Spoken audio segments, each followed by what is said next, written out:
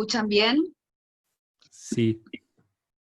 Bueno, buenas noches a todos. Para mí, en primera instancia, un agradecimiento a Planeta Político, a Juan Cruz, que fue el primero que me convocó hace más de un mes, y después, como dije hoy en la convocatoria en los medios, muchísimas gracias al Centro de Estudiantes de Relaciones Internacionales, actividades en relaciones internacionales, y es muy caro mis sentimientos, la Universidad de la República en Uruguay, que la considero una universidad muy prestigiosa, porque en su momento tuve ahí como alumnos, profesores en el curso de corresponsales en zonas de conflicto y misiones de paz, y creo que la última vez que estuve fue en el año 2016, en una clase especial con el profesor Pablo Lecha, que me invitó, así que un gran agradecimiento por esta invitación, estoy muy agradecida por eso, y realmente muy agradecida porque haya estudiantes y profesionales como ustedes, que estén interesados en este mundo en el cual vivimos y que lo podamos descubrir y nos informemos correctamente y nos formemos. Así que muchas gracias a ustedes por esta invitación, porque eso habla de ustedes y de sus inquietudes y cómo han podido resolver tan rápido llevar a cabo esta actividad. Así que muchas gracias a todos los que participaron, los que están en este momento también en la videoconferencia, y a todos los que hicieron posible esta videoconferencia. Bueno, gracias por esas palabras y para todos aquellos que quizá durante la actividad tengan que irse por diversos motivos o si sepan de alguien que quiere verlo después, esta charla va a estar grabada y la vamos a subir. Bueno, habíamos hablado con Karen de abordar los temas de la primavera árabe, el problema en Libia, el rol de la ONU en Medio Oriente, abordar un poco de los chiitas y los sunitas, y Irán y el COVID. Así que si quieren empezamos. Bueno, para mí lo ideal es que me empezaran a hacer preguntas, me parece lo más interesante. Yo les puedo contar ya le contaron una partecita de algunos de los trabajos que he realizado. Lo más significativo, porque es inmediato, pero para mí todo tiene significación desde el año 2000, que fue la cobertura de la segunda intifada, es estos últimos 7 meses antes que llegara a Buenos Aires para realizar la cuarentena, que fue este viaje a Líbano, Siria, Irak e Irán. Ya lo habíamos hablado en otra oportunidad, en una entrevista que habíamos realizado también con Planeta Político, que justamente Irán ha tenido una eh, importancia particular porque fue la última cobertura que realicé. ¿Y por qué? ¿Por qué tiene más allá en lo personal esa importancia? Sino a nivel global, hablando de Medio Oriente. A nivel global, y después vamos a la región de Medio Oriente. Porque precisamente Irán fue el epicentro de la pandemia en lo que se denomina Gran Medio Oriente, y específicamente la ciudad sagrada de Qom. Yo estaba instalada en la ciudad sagrada de Qom, fui por 2 motivos fundamentales a Irán. De lo que esto podemos hablar y se pueden hacer las preguntas, que es lo que más me interesa. En lo que estén interesados, y podemos intercambiar información y opiniones. Ustedes saben muy bien lo que pasó el 3 de enero en el aeropuerto de Bagdad, el asesinato del general Qasem Soleimani, que después fue ascendido a general mayor, era el jefe de las fuerzas Quds. Las jefes de las fuerzas Quds son el brazo armado de la Guardia Revolucionaria iraní en el exterior. Eso fue un hecho que para aquellos que estudiamos las relaciones internacionales o que cubrimos en el terreno diferentes eventos como estos, cuando ustedes habrán escuchado esa noticia, apenas la habrán escuchado, seguramente pasaron muchas cosas por su cabeza, porque primero analizaron las causas, pero yo creo que primero uno intenta analizar las causas, pero inmediatamente piensan las consecuencias. ¿Qué era lo que iba a pasar en el momento que asesinaran, que fue un asesinato, lo que se denomina un asesinato selectivo? Saben que fue con aviones no tripulados, lo que se denomina drones. ¿Qué era lo que iba a pasar entre Irán y Estados Unidos? Recuerdan que el contraataque, por decirlo de alguna manera, por parte de Irán, por haber asesinado a uno de los personajes políticos claves en la República Islámica de Irán. Era lo que se denominaba el mártir viviente. Ahí ustedes también tienen que adentrarse un poco en lo que significa el martirio dentro del chiismo, que es una de las dos principales ramas del Islam, que se divide en los sunitas y los chiitas, sunismo y chiismo.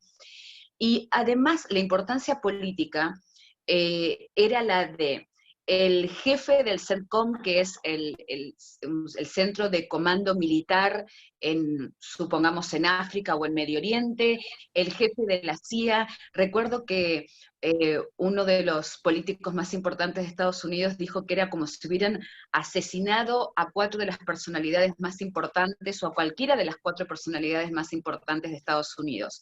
Ese asesinato de Soleimani. Entonces, tenía ya la visa porque se iban a producir elecciones en febrero en Irán, y estoy hablando de todo esto porque lo vamos a enlazar. Como analistas vamos a enlazar lo que significó el asesinato de Soleimani y el resultado de las elecciones en Irán y en el medio de la pandemia. Así que ingreso para cubrir las elecciones en febrero. Al mismo tiempo, obviamente me sorprende este asesinato, lo cual cambia sustancialmente la mirada de la cobertura y también del análisis geopolítico. Me voy un poquito para atrás. Pensemos cada uno de nosotros que pensamos en esas consecuencias de ese asesinato. Lo que vimos fue el ataque por parte de Irán a una base que conozco en Irak que se llama Ain al-Assad, y esto se produce, por supuesto, algo de lo que no se habla. Primero Irán debe informar a Irak que va a atacar su territorio soberano. No es que Irán en forma solitaria decide atacar la base de Ain al-Assad, debe informar a Irak que va a atacar su territorio soberano en una base de un tercer país. Eso es muy importante para tenerlo en cuenta, porque eso tiene que ver con el derecho internacional. No es que las cosas suceden porque, bueno, muchas cosas suceden porque sí, y suceden violando absolutamente el derecho internacional, el derecho internacional humanitario y el derecho internacional de los conflictos armados, que es el DICA, que es el término que utilizan los militares para hablar del derecho internacional humanitario. Se produce ese ataque.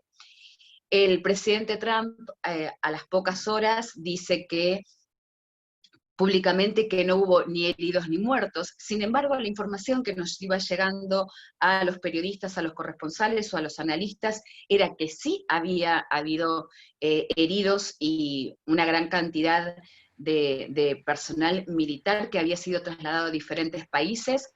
Por lo tanto, ahí tenemos que analizar que, como en todas las guerras, como dijo el senador Hiram Johnson, un senador estadounidense, en 1917, también lo dijo Winston Churchill en la Segunda Guerra Mundial, como en todas las guerras, como en todas las crisis, y también podemos hablar que como en el COVID-19, la primera víctima es la verdad. Ahí se produce públicamente la desmentida de algo que sucedió recientemente. Más de un centenar de soldados fueron heridos en ese ataque y lo fue confirmando el Pentágono día a día. ¿Hubo una respuesta de Estados Unidos? No, no la hubo, porque si ustedes analicen por qué el presidente Donald Trump no admite que hubo muertos o heridos, porque si no tenía que venir una respuesta, y una respuesta puede llevar a una guerra termonuclear, y esto está muy analizado, donde no hay ganadores. Volvemos al Una estado más periodista que es primitivo. Entonces, cuando ingreso a Irán, lo que empiezo a trabajar es sobre el asesinato de Soleimani, y lo que veía, en vez de, de los afiches de los candidatos políticos, era permanentemente, en todo lugar, en todo sitio, hasta en la tumba del imán Khomeini, la foto de Soleimani, porque eso moviliza mucho emocionalmente a las poblaciones. A partir de ahí, ¿qué es lo que se produce hacia adentro de Irán?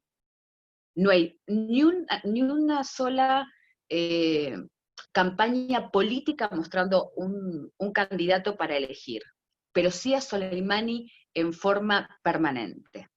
Eso moviliza las emociones, no la razón. Por lo tanto, cuando se generan las elecciones, lo que gana, y va a ser por mucho tiempo, y esto va a tener impacto en las próximas elecciones presidenciales en Irán, y hay que prestar mucha atención a esto, con un acuerdo nuclear que ha sido, donde Estados Unidos, ustedes también tienen que recordar todos los actores, Estados Unidos es el que se retira de ese acuerdo nuclear, y de lo que habló un diplomático inglés, es un término que lo busqué y es muy interesante para nosotros. No sé si alguna vez escucharon hablar de vandalismo diplomático. El embajador inglés en Estados Unidos dijo que el retiro por parte de Estados Unidos, y por supuesto ejecutado por Donald Trump, su presidente, se basaba en lo que se denomina vandalismo diplomático. Muy interesante este término. ¿Qué significa? Que como el acuerdo fue firmado por el expresidente Barack Obama, yo voy a descartar esto, sirva o no sirva, tenga validez o no tenga validez, o tenga un impacto global como el que tiene. O sea, lo tiene a partir del retiro y lo está teniendo en este instante, en el día de hoy. Un buque de guerra estadounidense ha tenido en las costas cercanas, en Hormuz, ha habido un incidente que todavía no está muy claro, tenemos que chequear las versiones, y que la respuesta es que esto tenía que ver por haberse retirado del acuerdo nuclear, y donde la Unión Europea tiene un rol muy tibio, donde depende muchísimo de Estados Unidos, y al mismo tiempo hay que ver la dependencia que también tiene de Rusia en muchas cuestiones que tienen que ver con la energía. O sea, todo es un tejido que se mezcla y se entremezcla. Nunca tenemos que observar las cosas desde un solo lugar, desde un solo factor, desde un solo vector, sino que todo es un gran entramado. Seguimos con las elecciones. Ganan los ultraconservadores, por esto de darle vida al mártir viviente, que es el general Qasem Soleimani, y al mismo tiempo se producen algunas cuestiones, como es el veto de más de 14.000 candidatos que tenían que ver más con una línea reformista. Entonces, a partir de estas elecciones legislativas, que pueden parecer menores, nos está hablando que los reformistas están de alguna manera, van a quedar desactivados políticamente, y en las próximas elecciones presidenciales esto claramente va a tener una repercusión. Pero en medio de todo esto, el asesinato de Soleimani, las elecciones, aparece el COVID-19. ¿Y dónde aparece? En Qom. ¿Por qué en Qom? Qom es una ciudad sagrada.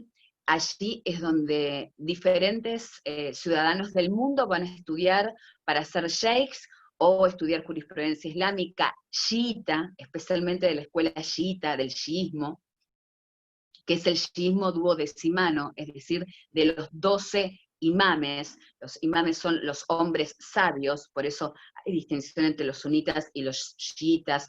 Los chiitas creen en el imamato y los sunitas en lo que se denomina el califato. Y hay 700 estudiantes chinos, además de que se estaba realizando y se estaba construyendo vías rápidas para trenes, y también una una central de energía solar.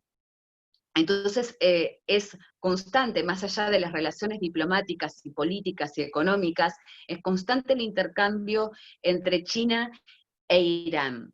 Cuando ya los aeropuertos del mundo habían cerrado el tráfico aéreo, a través de la empresa de aviación Mahan Air, seguía el tráfico entre China e Irán, el tráfico de personas, me refiero, o sea, el de transporte aéreo, de personas y de cosas, de transporte aéreo, y se supone, porque no lo sabemos, es una de las versiones que puede tener que ver con que Com se convirtió en el epicentro de la pandemia en el Gran Medio Oriente. ¿Por qué? Porque Com está aquí, tengo un mapa mundial ahí atrás, pero es pequeñito.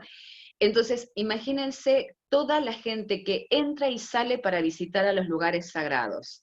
A partir de ahí se vehiculizó el virus y por eso fue el epicentro de la pandemia. Entonces, esa cobertura tuvo 3 vectores fundamentales que, que los sigo analizando y veo que mientras el COVID-19, como digo en muchas oportunidades, el mundo sigue girando y siguen sucediendo muchísimas cosas. Entonces tenemos un asesinato, el triunfo de los ultraconservadores, lo cual le saca mucho poder a Rouhani, un futuro que va a ser, que no es el futuro de la República Islámica de Irán, es el futuro de las relaciones de la República Islámica de Irán con el resto de los países, y que está enmarcado en su proyecto de instaurar lo que ellos denominan, lo que los chiitas denominan la civilización islámica, que ese es un término para estudiar muy específicamente y en clases puntuales. Por lo tanto, ahí tenemos un escenario en Irán donde va a repercutir en forma global, pero todo esto en una región que está en este momento, voy a ser absolutamente sincera, creí que mientras el COVID-19, como otros analistas y otras personas que trabajamos en el terreno, había cosas que iban a apaciguarse. Creo que fue un razonamiento, y aunque haya una contradicción, emocional, o que fue, en un punto me pareció lógico, que inclusive los propios terroristas del Daesh, supongamos, o del Frente al-Nusra, limitaran su accionar para no esparcir el contagio entre sus propias tropas, irregulares y terroristas, porque ni siquiera son tropas irregulares, es terrorismo puro y duro. Claro, pero como el concepto de muerte es absolutamente diferente, entonces eso no podía suceder. O que sí iban a bajar la intensidad, lo que se denominan guerras proxies o guerras subsidiarias como en Yemen, que se han intensificado de una manera obscena y aberrante, porque estamos hablando de una guerra olvidada por los medios, pero con una crisis humanitaria, una de las peores crisis humanitarias que está transitando el planeta en medio de esta pandemia. Entonces, nos ha llevado a ver cómo, mientras focalizamos, que esto también lo hablamos en su momento, en la pandemia y en las decisiones que se toman en la pandemia en cada uno de los países y en cada una de las regiones, están sucediendo hechos políticos, militares, sociales, económicos de profundísima relevancia. Entonces, tenemos que estar permanentemente alertas, tenemos que estar permanentemente atentos, no solamente ver la información que nos brindan los medios que consumimos en forma periódica, normal, en forma consuetudinaria, sino también ver bien, muy bien, un montón de información alternativa. También habíamos hablado en la charla que tuvimos anteriormente sobre, bueno, quizás esto sea una teoría conspirativa y entonces, y me sucede mucho en las videoconferencias, que algunas personas nos hacen algunas preguntas o temen contar qué es lo que sienten o lo que piensan, porque inmediatamente los acusan de que eso es una teoría conspirativa. No, me parece que lo más sano, creo que somos suficientemente inteligentes para ver cuando algo es un disparate absoluto, pero sí poner sobre la mesa y analizar, porque eso es lo que somos, analistas, y muchas cosas más, porque somos muchas cosas más y debemos serlas, eh, diferentes versiones,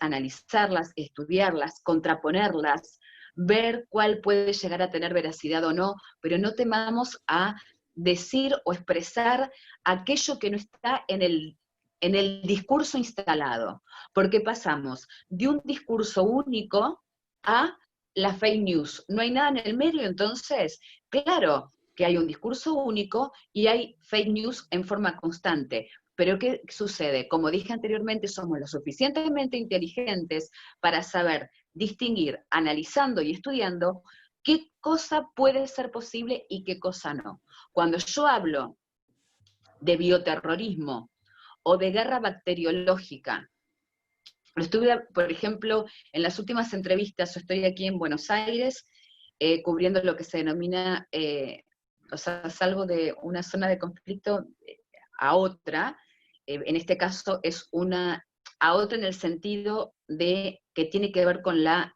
seguridad humana, ¿sí? Con temas sanitarios que ha implicado a todo el mundo. Si es una pandemia, y eso tendríamos que también nosotros tenemos que ver cómo fue el accionar de la Organización Mundial de la Salud. ¿Es considerada una pandemia? ¿No es considerada una pandemia? ¿Dónde nació? ¿Realmente nació en Wuhan? ¿Hubo documentos desclasificados que determinan de que ese virus se estaba mutando en un determinado país, pero como en ese país estaba prohibido, se trasladó a China y en esos documentos desclasificados figura el monto de dinero y a la persona a la cual se le pagó y quién pagó para que generara la mutación de ese virus, porque es investigación científica? Realmente sabemos que por tomar sopa de murciélago, alguien se contagió. ¿Está verificado eso? ¿Está absolutamente verificado? Entonces, cuando estaba entrevistando en esta operación General Manuel Belgrano, que se está desarrollando en Argentina, que se denomina de protección civil y ayuda humanitaria, son las misiones subsidiarias, donde están encuadradas también las misiones de paz, donde Uruguay participa muchísimo en operaciones de mantenimiento de la paz. Estaba hablando tanto con el ministro de Defensa, Agustín Rossi, como con el jefe operacional, el comandante operacional, el general Deimundo, y les hablaba del tema de la guerra bacteriológica y del bioterrorismo.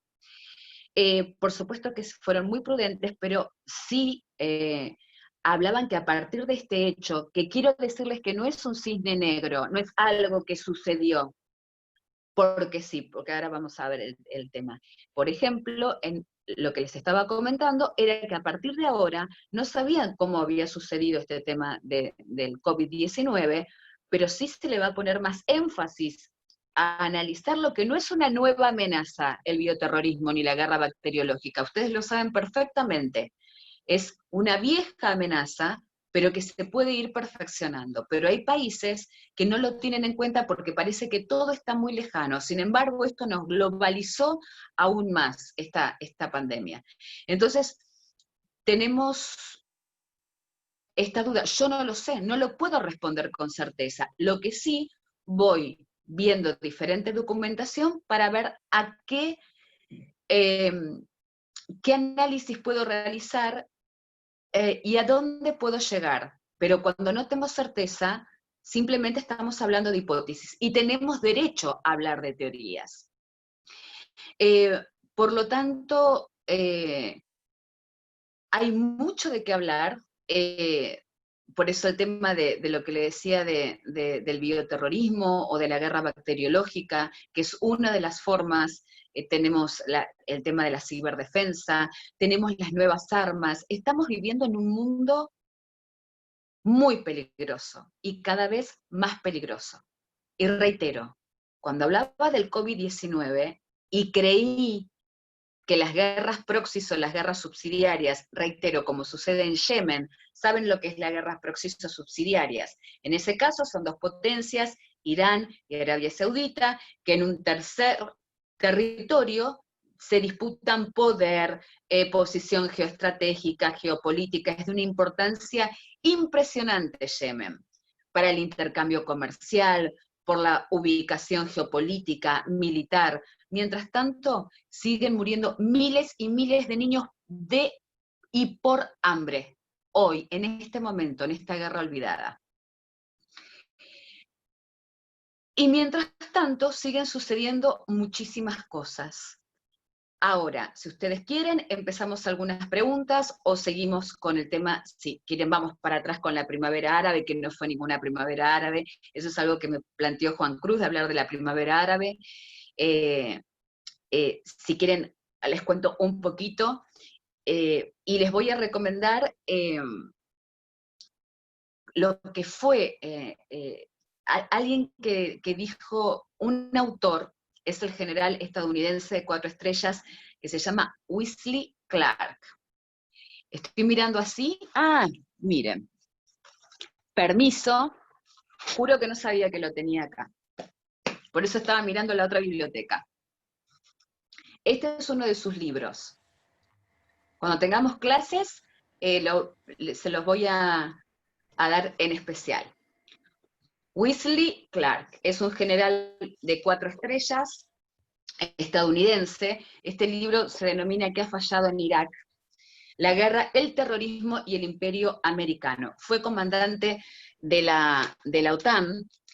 Y cuando hablamos de primavera árabe, o sea, nos fuimos de Irán, Yemen, muy rápido, bioterrorismo, guerra bacteriológica, nos vamos a la primavera árabe. ¿Saben lo que es la primavera árabe? Es el invierno árabe más absoluto. Este señor, que se los recomiendo, dijo y manifestó públicamente por CNN en inglés, hace muchos años atrás, por supuesto, hace muchos años, que el Pentágono tenía proyectado, porque lo había escuchado y aparte le habían impartido ciertas órdenes, invadir 7 países en 5 años, porque lo que querían generar, como dijo Condoleezza Rice, y esto sucedió en el año 2006, o sea, estén muy atentos porque me estoy yendo muy atrás. Cuando sucedió la guerra del 2006, que le quiero contar que empezó un 14 de julio de 2006, hoy es el aniversario del inicio de la guerra entre Israel y el Líbano. O sea, es un día muy especial. 14 de julio de 2006, inicio del conflicto, de la guerra entre Israel y Líbano. Condoleezza Rice dijo que eran el parto y los dolores del nuevo Medio Oriente que Estados Unidos estaba planificando. Wesley Clark, unos años después, muy poquitos, habló, reitero, de el proyecto de, cuando se habla de invadir, es invadir, ocupar, desestabilizar 7 países de Medio Oriente en 5 años. Les recomiendo un documental que se llama algo así como ¿Cómo se hace una revolución? Lo explica perfectamente un ex miembro de la CIA, que fue encargado de realizar este tipo de operaciones, operaciones psicológicas, operaciones militares y demás. Por lo tanto, así empieza la primavera árabe, en muchas oportunidades con las manifestaciones absolutamente espontáneas. A ver, son legítimas las manifestaciones de las poblaciones, pero el tema es que son utilizadas esos deseos de libertad, de derechos políticos, de derechos humanos, de derechos sociales, son utilizadas por determinados grupos de poder o por determinados países, pero no para el bien común, para el bien de la sociedad o de esas personas que se están manifestando y aún jugándose la vida en esas manifestaciones, sino que tienen motivos y objetivos muy específicos en favor de esas personas que están manejando los hilos detrás, de personas absolutamente inocentes. Y eso lo hemos visto a través de esta primavera árabe, que tendría, según el proyecto y según también documentos desclasificados, que les aconsejo, les recomiendo que los vean, hubiera terminado en Siria. Pero Siria sucedió algo que no estaba previsto. Ese era el último bastión de esta primer parte de la organización, de la planificación, de la organización y la planificación, de lo que tenía que ser este nuevo Medio Oriente, desmembrado, desintegrado y rearmado, que también, si uno se va más atrás, empieza con me encantaría hablar con ustedes para poder tener un intercambio, y me encantaría que me dijeran dónde para ustedes comienza, hace muy poco en realidad, pero comienza en el 2003 con la invasión y posterior ocupación de Irak. Podemos ir más para atrás, y más para atrás, y más para atrás, y por supuesto, y nos vamos a 100 años atrás, y nos vamos al colonialismo, pero quiero decir, estoy hablando de la historia mediata. Uno de los hechos más impactantes fue cubrir Libia, y el asesinato de Muammar Gaddafi. Cubrí Libia desde Benghazi, donde estaban los que se denominaban los rebeldes, en la zona este de Libia, en la denominada Cirenaica. La zona oeste se denomina la Tripolitania, donde está la capital, Trípoli. Tenemos que entrar por Egipto en un viaje muy peligroso, muy complejo, muy complicado. Y lo más sorprendente, y por eso, una cosa es estudiar lo que dicen los libros, otra cosa es leer lo que dicen los artículos. Pero cuando uno está en el terreno, ve cosas que no puede ni imaginarse quizás. Uno de mis productores estaba con mi camarógrafo cubriendo el conflicto, entonces en Benghazi, ya tenemos el lugar. Se acerca un chico, alguien muy joven, tendría 19, 20 años, y nos iba siguiendo, íbamos cubriendo y nos seguía, y se acerca y nos dice que él quería estudiar comunicación, y se ofreció como nuestro traductor y nuestro productor. Hablo así porque no supe nunca más de él, nos ayudó muchísimo en el trabajo, Milo, y él me dijo algo muy impactante, que eso no sale en los medios, chicos, y que no se analiza en la política internacional, y los seres humanos no son números ni cosas, son seres humanos.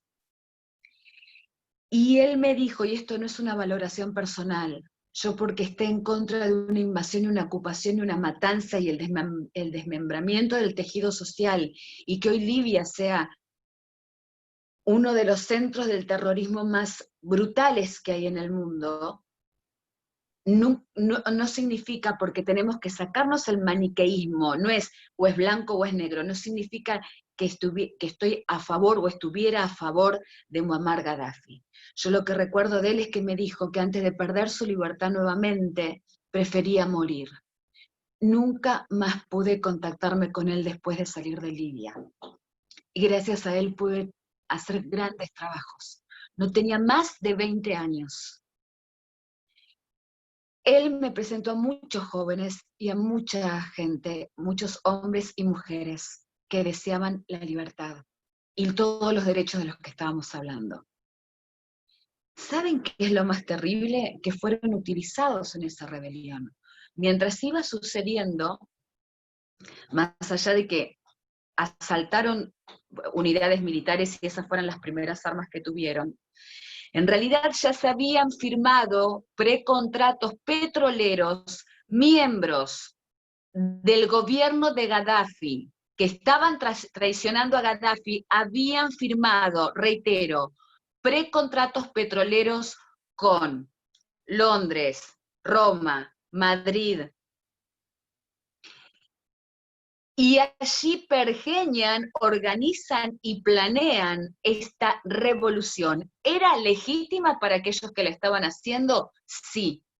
Pero detrás de todo eso había objetivos políticos, económicos, geoestratégicos, geopolíticos de un nivel que para mí era novedoso. No sabía por ejemplo, la inversión que China tenía en Libia o que Rusia tenía en Libia.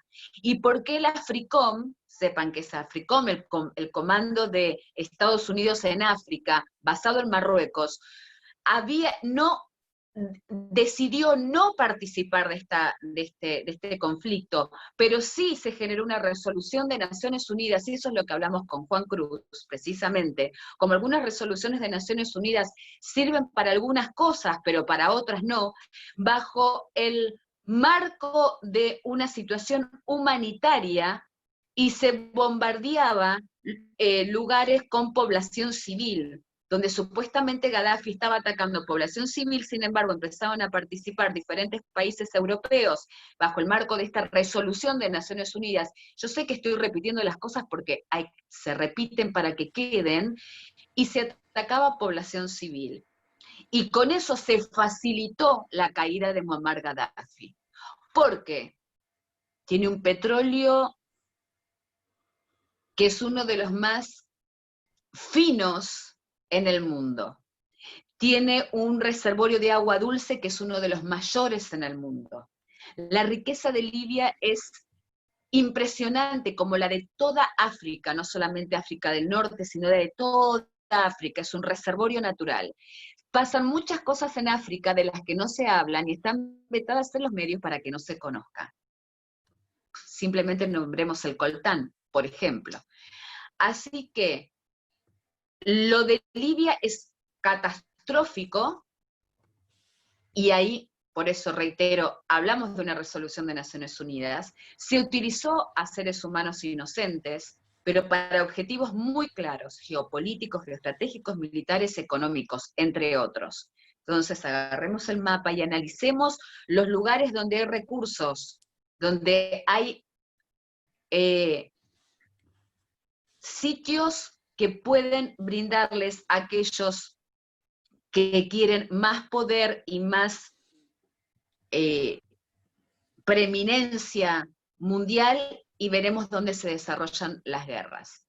Reitero, el objetivo fue Siria, pero ahí hay muchas cosas que todos nosotros sabemos. La injerencia solapada de China por un lado, pero vean lo que pasa en el Consejo de Seguridad de Naciones Unidas, pero la injerencia de Irán, por un lado, de lo que se denomina el eje de la resistencia, Irán, Siria, y Hezbollah del Líbano, luchando en Siria, ¿qué implicancias tiene? ¿Cómo se ha perfeccionado Hezbollah en el Líbano y cómo se generó un Hezbollah en Siria? Y ahora el poderío y el entrenamiento y la expertise militar que tiene, ¿eso cómo va a influir?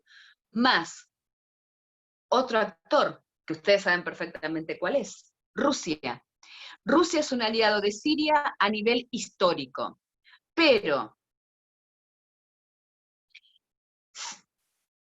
si no tuviera algún beneficio en particular, porque como saben, en la política internacional, como en la nacional, pero como yo trabajo sobre política internacional, no hay amigos permanentes, hay intereses permanentes. Esta es una frase que nunca deben olvidar.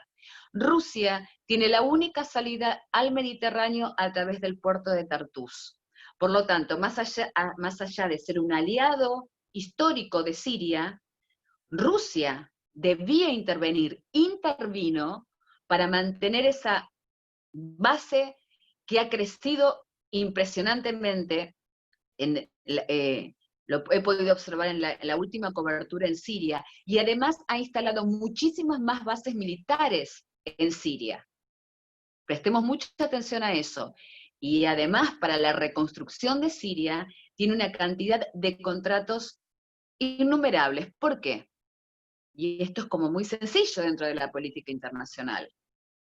Te he dado mis recursos, mis armas, mis hombres, no te dejé caer, te sostengo permanentemente a nivel militar, diplomático, económico, político, social, por lo tanto, es el momento del pago. En este momento están sucediendo cosas muy graves en el día de hoy, porque hay otro actor fundamental que es Turquía, que tiene que ver con Idlib, territorio soberano sirio, donde están concentrados frente al Nusra y los grupos terroristas más violentos y sanguinarios, y están apoyados por Turquía, así que hoy hubo un incidente gravísimo donde Rusia bombardeó en Idlib eh, a, a estos terroristas, donde hay, también está todo cruzado, hay unos 300.000 habitantes, hay población civil, por eso no se realiza una operación militar.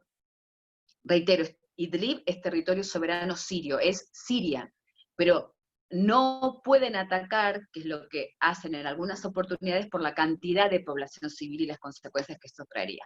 Por ahora termino aquí, quedo a disposición de ustedes, creo que di un pantallazo de algunas cosas, y vayan viendo qué preguntas y qué podemos hablar entre todos. Sí, muy bien. Muchas gracias por lo expuesto, muy interesante. Acá hay muchas preguntas de Martín que vamos a permitirle, vamos ahí a habilitarle el micrófono, que las haga él directamente. Bueno, buenas tardes. No sé si me escuchan bien. Sí, se escucha.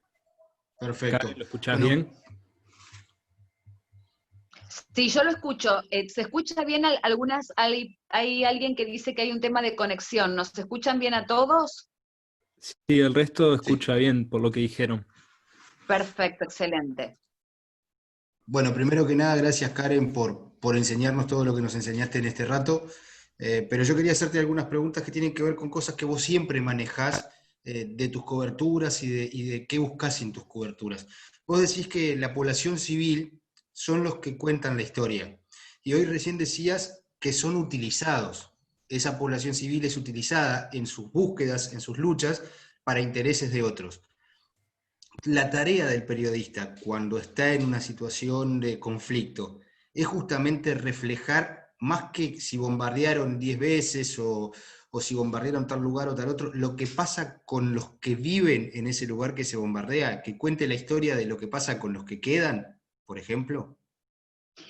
¿Qué tal, Martín? ¿Cómo estás? Muchas gracias por la pregunta. Mira, hay periodistas, a ver, como hay personas, hay tipos de periodistas. Uh-huh. Por eso digo, lo que como yo trabajo o como me manifiesto o como encaro mi actividad laboral, este es mi estilo y tiene que ver con mi personalidad. Como te pasa a vos que vas a encarar tu profesión de una determinada manera o te vas a dedicar a algo en específico que es lo que te interese o lo que te resulte más satisfactorio o lo que te guste más, a cada uno nos va a gustar algo diferente. Hablo así en general porque estoy mirando a todos.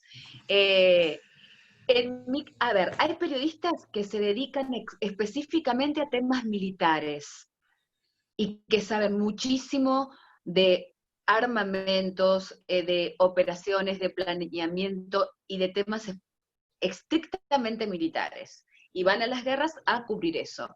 En mi caso, yo decidí elegir por una cuestión de personalidad, de empatía, porque es lo que ese es el tema. Yo siento una profunda empatía por el ser humano.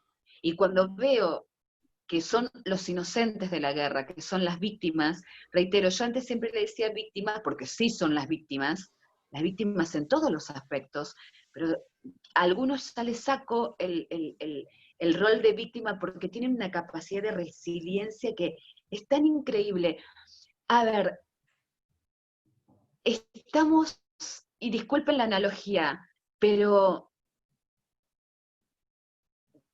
cuando hablamos del tema de la cuarentena en muchos países, y entonces no podemos ir aquí, y no podemos ir allá, y no podemos ir al otro lado, y pienso, al haber estado en tantas guerras, hay niños antes de nacer que mueren, y les voy a contar algunas historias de guerra y por qué me dedico a este concepto que dije alguna vez hace muchos años, que es la humanización del conflicto, y que no tiene nada que ver con negociaciones de paz, como lo vi en la última negociación de paz, en el proceso de paz en Colombia, que hablaban de la humanización del conflicto. No sé, algún día yo lo utilicé hace muchos, muchos años atrás, que era humanizar el conflicto. Vuelvo a hacer la analogía. Hay niños que mueren antes de nacer por las armas de terror. Hay niños que nacen y desde el primer día de su vida no tienen ni agua, ni leche, ni protección, ni un techo. No conocen a nadie, están solitos, se mueren sus padres, sus madres. Viven bajo las bombas, sin recursos, aislados, mueren solos. Y pienso, quizás no es justa la analogía, pero cuán agradecidos tenemos que estar de situaciones particulares, como es el tema de la pandemia y la cuarentena, y una serie de cuestiones, cuando hay seres humanos que desde que nacen o antes de nacer, hasta que mueren y después de morir, viven en situaciones absolutamente inimaginables. Por eso a Martín y por eso a todos, yo lo que elegí es que se cuente la historia desde las víctimas, y después realizo mi análisis geopolítico y desde la política internacional, o sea, son las dos áreas de mi expertise, porque son los más inocentes. Cuando voy a entrevistar a un militar, está respondiendo a una propaganda que tiene que ver con lo militar. Si voy a entrevistar a un terrorista, me está haciendo la propaganda desde su discurso y desde su filosofía y desde su postura terrorista. Si voy, o sea, todos tienen un interés. Un refugiado, alguien al que le mataron a su hijo, a su mamá, a su papá, a toda su familia, al que le destruyeron su casa, el que tiene que estar obligado a salir del lugar de sus amores, pero además perdió a sus amores. ¿Realmente creen que pueden mentir? Hay, por supuesto, por supuesto.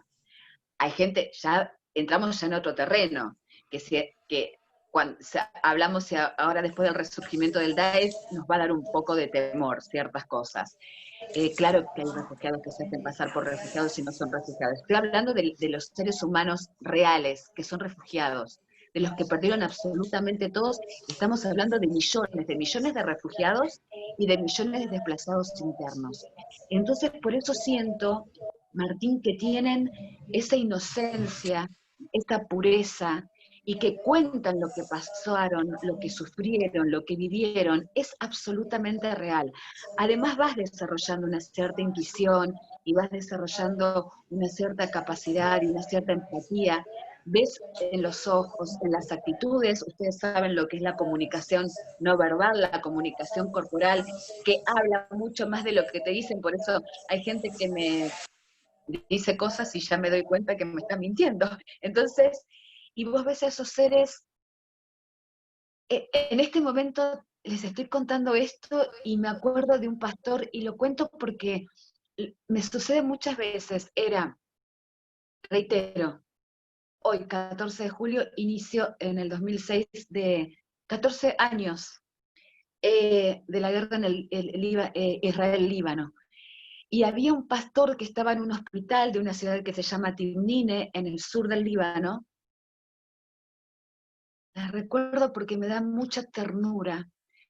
Era un hombre solo, yo estaba con Marmar Ginedas, un gran corresponsal y amigo, muy querido, que estuvo secuestrado en Siria durante más de un año por grupos takfiríes. Llegamos al sótano del hospital. Tengo el artículo por ahí, no recuerdo la edad exacta.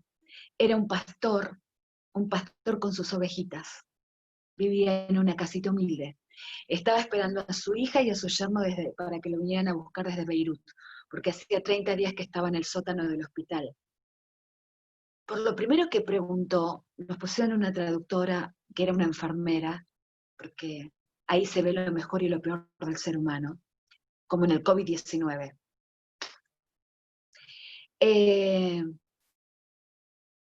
Por eso algunos dicen de que se utilizan términos de guerra. Hay muchas coincidencias con la guerra, pero de eso hablamos después.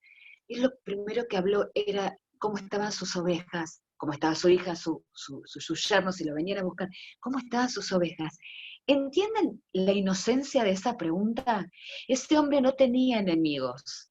Ese era un hombre puro, era un hombre sano.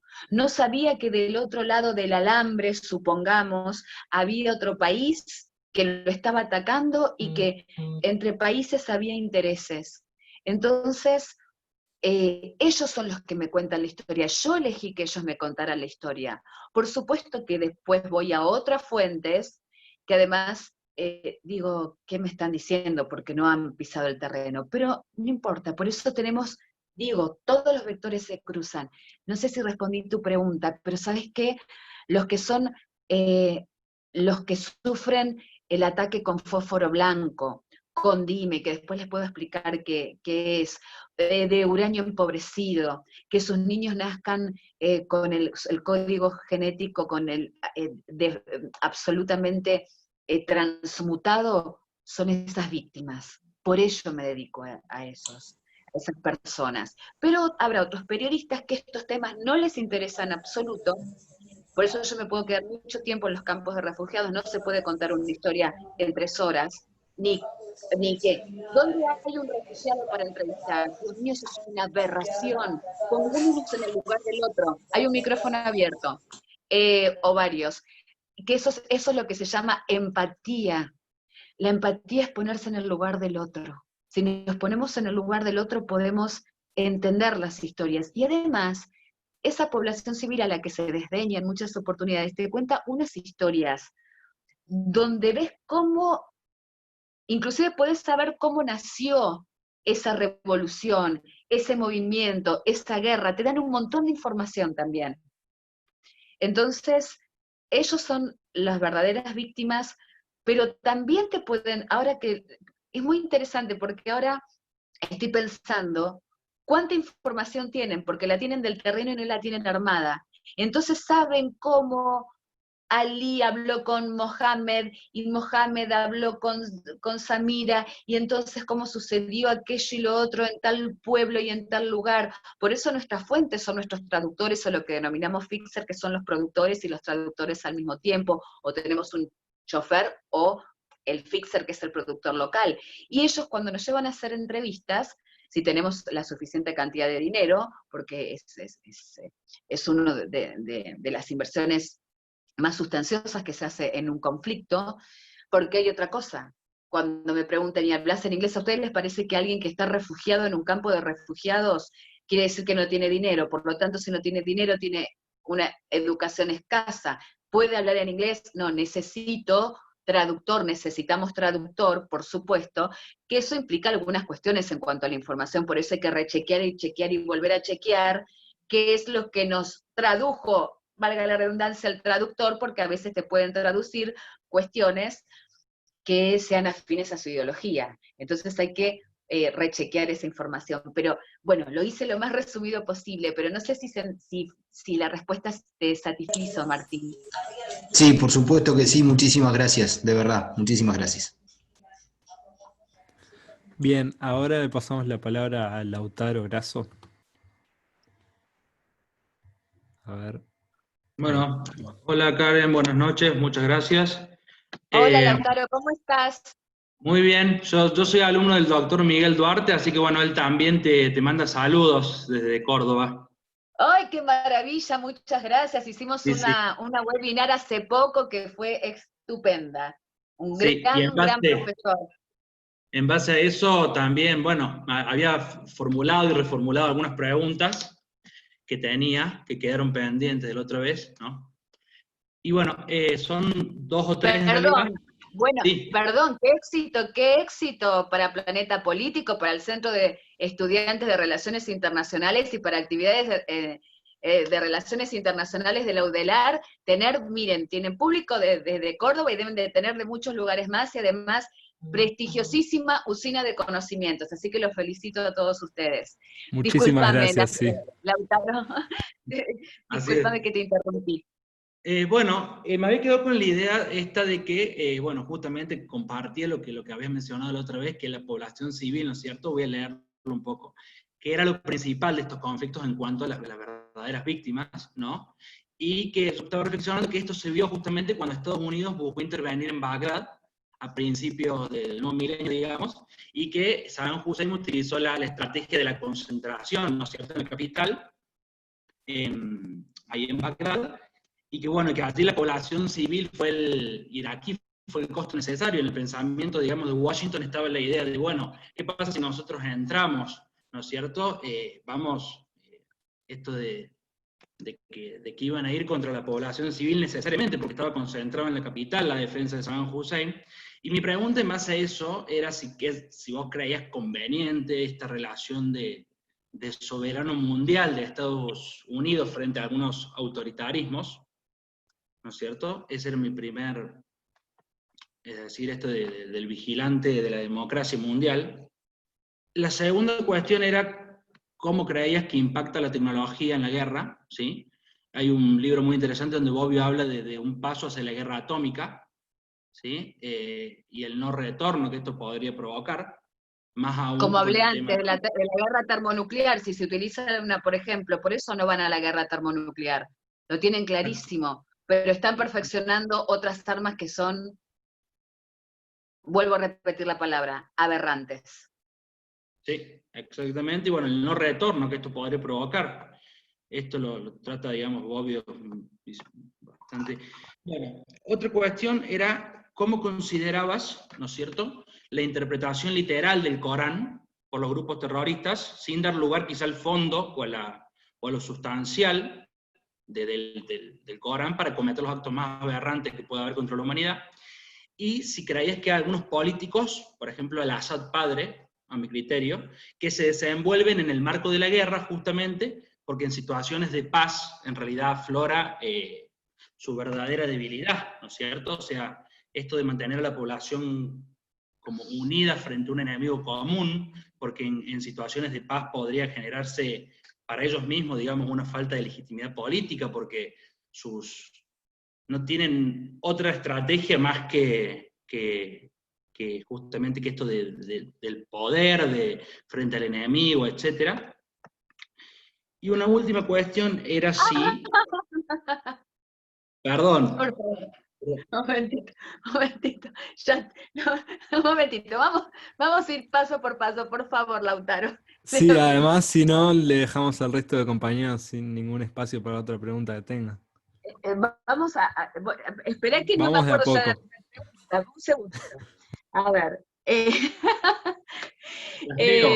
soy un simple ser humano, soy una corresponsal en la guerra, pero ya a ver, un momentito, vamos por la primera. Invasión y ocupación a Irak, año 2003. Supuestamente la caída de Bagdad se produce el 9 de abril de 2003. Yo empiezo a cubrir Irak hasta el año pasado, porque lamentablemente no pude este año, yo estoy en cuarentenada. Empecé a cubrir la ocupación, porque, a ver, algunos hablan de guerra preventiva, sin embargo, se habla muy claramente en términos de relaciones internacionales, porque claro, guerra preventiva es un término que puede convenir a determinadas doctrinas. ¿Estamos correctos, Lautaro? A la doctrina de la que vos hablabas, si yo no estoy mal, si no estoy equivocada, que tiene que ver con esto de ser la policía del mundo. Entonces, al ser la policía del mundo y llevar democracia donde no es aceptada la democracia porque, a ver, bueno, sigo. Guerra preventiva va a ser utilizado ese término por algunos que tienen esa ideología, ese concepto y esa doctrina. Y otros perfectamente utilizan lo que se denomina invasión. Si vamos y analizamos lo que es una invasión y posterior ocupación, cierra perfectamente con lo que sucedió en Irak, porque no hubo declaración de guerra.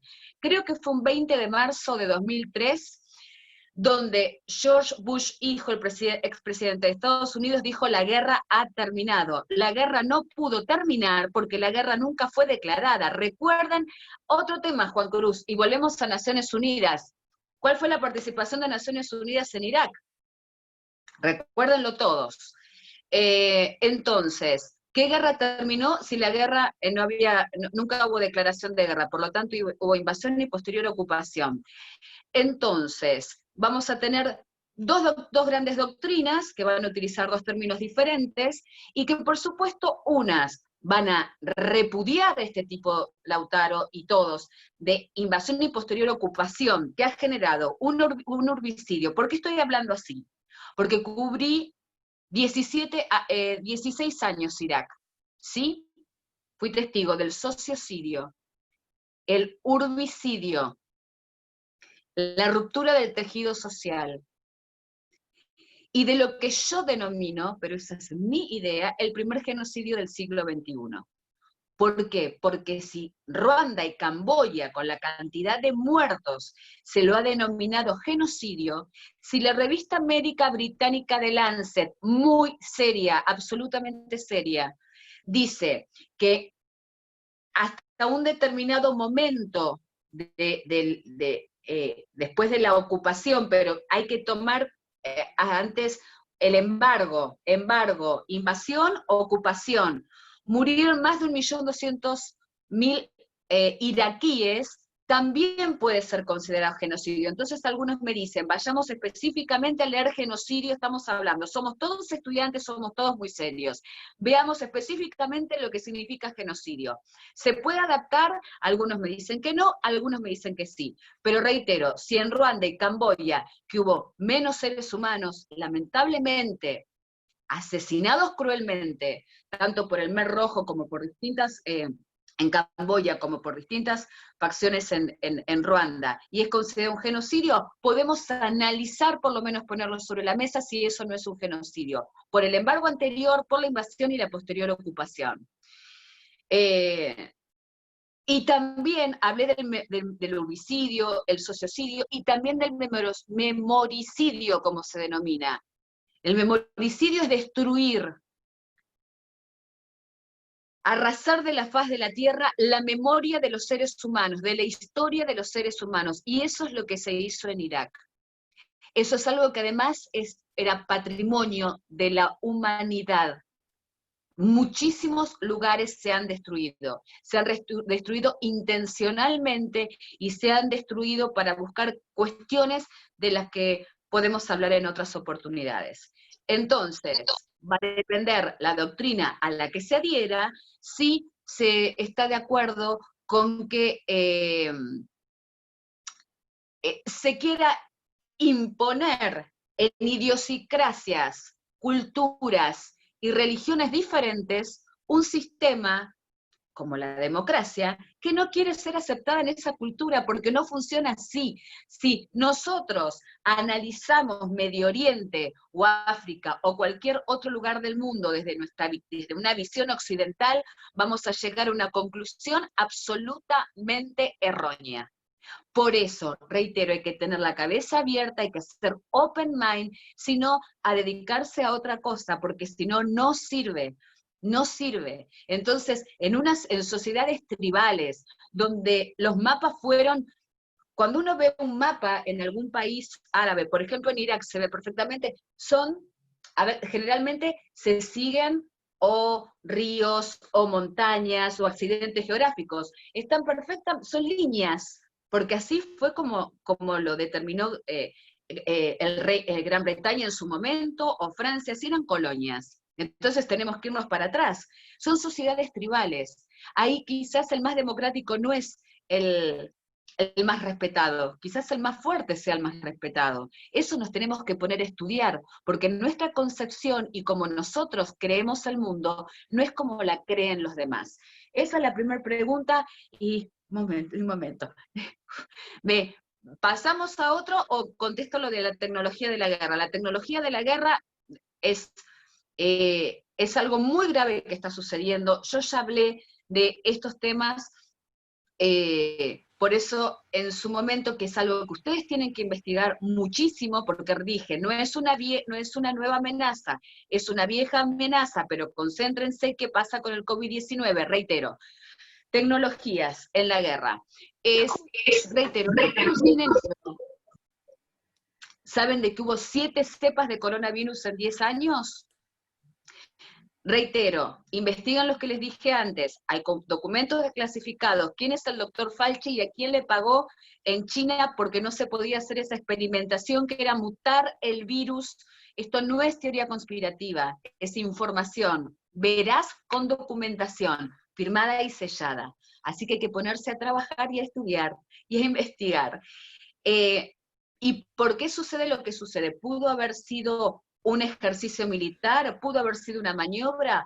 ¿Pudo haber habido una filtración? Lo desconozco y yo no lo puedo aseverar. Sería una absolutamente irresponsable y además contribuiría a la desinformación. Y no estoy dispuesta a hacerlo bajo ningún punto de vista. Por lo tanto, lo que está documentado lo expongo, lo que no está documentado digo, no sé qué es lo que sucedió. Pero claramente la primera víctima fue la verdad, porque, como en la guerra, porque China lo informó mucho tiempo después, Irán lo dijo 2 días, lo informó 2 días antes de las elecciones, lo cual también tuvo impacto en las elecciones, y los países europeos también se han manejado, porque claro, hablamos de otros países, hablamos de China, de los iraníes, de los chinos, ¿y qué pasó en Italia y en España? ¿Nos ponemos a analizar eso? ¿Y qué pasó en Estados Unidos? ¿Y qué pasa en Brasil? ¿Y qué pasa en muchos otros países del mundo? ¿Cuánta desinformación y ocultamiento, propaganda y contrapropaganda se está manejando? Ustedes que son especialistas en relaciones internacionales tienen que saber perfectamente sobre estos temas. Operaciones de información. Operaciones de información. Y eso es lo que está sucediendo con el COVID-19. Tecnología de la guerra, esto se va a ir cada día, en el terreno nos vamos encontrando cada día con más y con más armas o consecuencias de las armas en seres humanos. Cuando le hablaba del DIME, el DIME se utilizó, DIME, arma, desarrollada por la Fuerza Aérea de Estados Unidos, mezcla entre tuxteno, que son micropartículas, con explosivo. ¿Qué es lo que produce el DIME? El DIME fue utilizada por primera vez en la Franja de Gaza en el 2009 en la operación militar Plomo Fundido, en la que estuve. Nunca hablo de los lugares donde yo jamás voy a hablar de lo que no estuve. Eso es una premisa. ¿Sí? O sea, todo lo que les cuento es porque lo vi, lo viví y estuve. Y si no, como digo, lo que no sé, eso hay que seguir investigándolo y no voy a informar sobre ese tema. O al menos que tenga ya resuelto, investigado y todo verificado. El DIME lo que producía es considerado un arma de terror, y en ese momento se utilizó la Franja de Gaza como laboratorio de guerra. Dije, mezcla de tuxteno, explosivo, tuxteno, micropartículas, cortan al ser humano de tal manera que los médicos, estaba dando una clase de ética a estudiantes que están por recibirse de médicos en la Universidad Pedro de Valdivia de Chile, y no podían creerlo porque le estaba dando una clase de Derecho Internacional Humanitario, y no podían creer que esto sucediera. ¿Por qué? Porque se viola en forma constante, quiero que lo sepan, el derecho internacional humanitario. Se violan en forma constante los derechos humanos en una guerra o en un conflicto o en una crisis, en forma constante, consuetudinaria y permanente. Entonces quería que les hablara de los convenios, les hablo de los convenios de Ginebra, pero les cuento cómo en el terreno ellos se violan en forma permanente. Reitero, dime, los médicos no sabían cómo curarlo, porque sus pacientes no detenían supongamos, el sangrado y demás, y se producía lo que se genera una sepsis. Sepsis significa infección generalizada, y aquellos que sobrevivían morían a los muy pocos días. Armas de terror. O fósforo blanco. Se habla mucho del fósforo blanco, que se denomina el nuevo napalm. ¿Qué es el napalm? El agente naranja creado por Monsanto, utilizado en Vietnam. Muy bien, el fósforo blanco está permitido en el Estatuto de Armas Convencionales. Se utiliza para iluminar los campos de batalla, ¿sí? Y ver cuál es el objetivo a atacar. Está prohibido para ser utilizado contra los seres humanos. Y eso genera quemaduras que cuando la gente ante la desesperación utiliza agua para calmar esas quemaduras. Cuanto más agua, más se quema el cuerpo. Entonces, Es mucho lo que tengo que contarles sobre la tecnología en la guerra y las armas de terror que somos capaces de crear los seres humanos. ¿Quieren que les cuente que, por ejemplo, antes de los ataques en esta guerra que empezó hace 14 años, empezó hoy, antes de los ataques de los F-16, pasaban aviones a muy baja altura y alta velocidad, o sea, lo que se denomina supersónico, y genera ese sonido imperceptible, una alteración en el sistema nervioso central. Yo sentí, lo conté en muchas oportunidades, como si me sacaran la médula de la espina dorsal. Eso fue a las 6 de la mañana, antes de uno de los ataques. Cuando fui a lo que nosotros denominamos hospitales de guerra, que son los lugares donde obtenemos un montón de fuentes de los médicos y de aquellas víctimas que están sufriendo, se habían producido, escuchen, la mayor cantidad de abortos espontáneos y nacimientos prematuros. Por eso les hablé de los niños que mueren antes de nacer. Y estamos espantados porque no podemos hacer determinada cosa. Sí, bueno, se coarta nuestra libertad, que también lo tenemos que analizar. Por eso, bioterrorismo, guerra bacteriológica. Les recomiendo leer sobre el control de masas.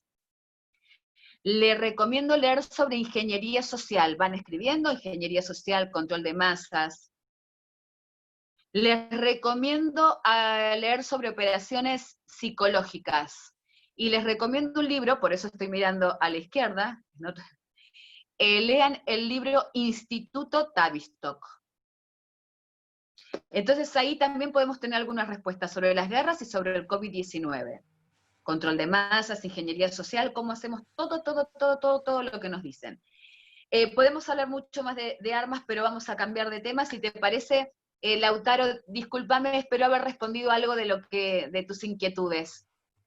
Sí, buenísimo, y muy interesante el tema, sobre todo de la ética profesional, ¿no? Esto me quedó muy marcado a mí, de la persona que quería transmitir una cuestión desde Jordania. Yo estuve en Jordania, un país donde hay paz ahora, y me quedó mucho esto de la ética profesional, la responsabilidad de otros periodistas que querían también, ¿no es cierto? Esto que hablas de, por favor, de tener empatía. Por favor. Corresponsales, yo ya los enumeré. Turistas bélicos, casco y chaleco que dice PRES, por eso, profesionales de relaciones internacionales y todas las profesiones que están ahí, fíjense muy bien qué fuentes son las que van a consultar, y fíjense muy bien en la persona y en la ética de esa persona. Fíjense muy bien cómo hablan. Fíjense muy bien en la comunicación no verbal, fíjense muy bien en cómo cuentan sus historias. El turista bélico, reitero, casco, chaleco, PRES. El mercenario que está buscando, no el mercenario de Blackwater, que son los que se nominaron en Irak los nuevos contratistas, por favor. No, los mercenarios, los periodistas mercenarios, los que buscan las guerras para satisfacer sus propios egos. Bueno, la cantidad de estilos de personas que se hacen decir corresponsales, o que, por ejemplo, fueron de turismo a un país, es lo mismo, Lautaro, que vos fueras a Jordania, sabés perfectamente que en este momento no sucedió Septiembre Negro en el momento que vos fuiste. Septiembre Negro es una matanza de palestinos en Jordania. No fuiste en ese momento, fuiste, con toda la sinceridad, lo estás diciendo en un momento de paz. Hay otra gente que dice que va al Muro de los Lamentos y dice que estuvo en una guerra. Aberrante. Eso es desinformación pura y dura, así que presten mucha atención. Y corresponsal de guerra no es alguien que va a un conflicto y vuelve.